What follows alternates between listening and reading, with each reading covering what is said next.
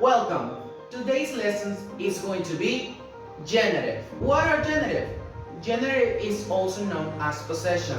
When we want to say that something belongs to a something or someone, which means a person, we use possession. But there are two ways to do this, either with of or with apostrophe s. But we need to be very careful how to do it because there are some specific ways to use this. And now we're going to see. The first case that we're going to see is of.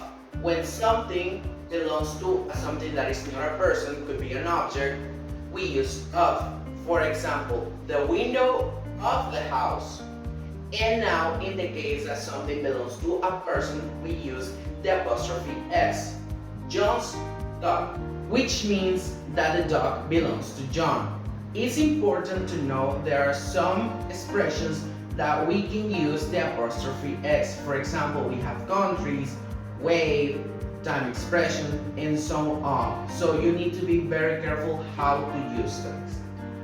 We have here some examples as I mentioned before. We have the cat's ear, France cities, which France you know is a country, yesterday's meeting, which is a time expression, and a miles walk, which is a distance. Okay, so you need to be very careful with these ones, so pay close attention to the slides that we have here. There are some rules to use the genitive.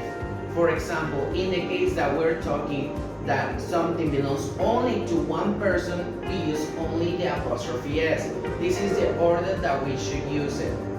We have the owner, the apostrophe, the s, and then we have the thing that is possessed by the owner.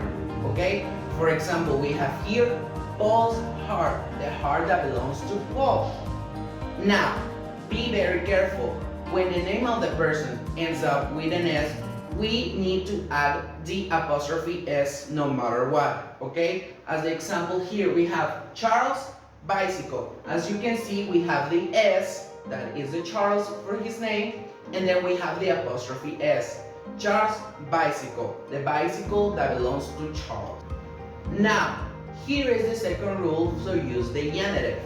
In the case that we have a plural, here is the order to use it. We have the possessors in plural, and then we only add the apostrophe and then the thing that is possessed. Okay, we don't need to add an s because we already have it in the plural thing. Okay, we have here the example, my brother's clock. As you can see here, we have the brothers, which is plural, and then we have only the apostrophe, and that means that the clocks belong to the brothers. Okay, now be very careful with the plurals that doesn't end up with an s, because in this case you only need to follow the normal rule. In the case we have women's books. As you can see here, women is the plural of women. And now in this case we only follow the normal rule, which says we add the apostrophe and then the s. And that's it. We have our possessors.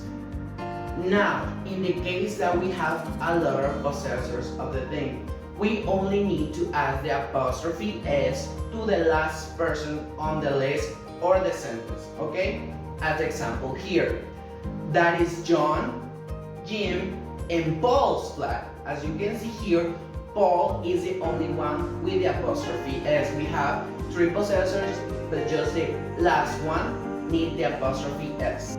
Now, let's see some more examples. We have here John and Anne's cars, which means that the cars belong to both. Now, in the next example, we have John's and Anne's cars, which means that John has one car and Anne has one car too. Okay? Which means that one car belongs to John and the other one belongs to Anne. Now, when we combine of and the apostrophe s, we can have a different meaning in the sentence, and this can change the ownership of the sentence. Now let's see some examples of what I'm trying to say. A photo of Peter's, which means that the photo belongs to Peter. And now we have the other one, a photo of Peter, which means that is maybe a selfie of Peter that we're talking about. Now, it's time for activity. We have here an image and some words.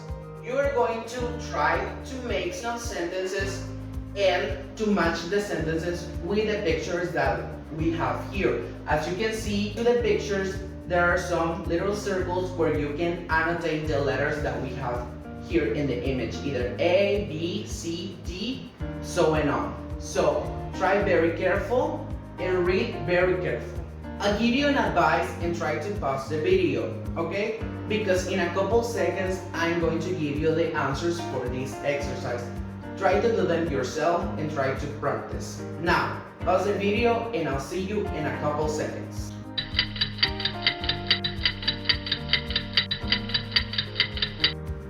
Now, how did you do? Let's find out. Here are the answers for this activity. Try to read them very carefully so you can see if you have any mistakes. And if you have one, try to know exactly what happened. This is the end of the video, but if you have any doubts, try to rewatch the video and try to do some more exercises online so you can practice what you have learned today. So, I'll see you in the next one. Goodbye.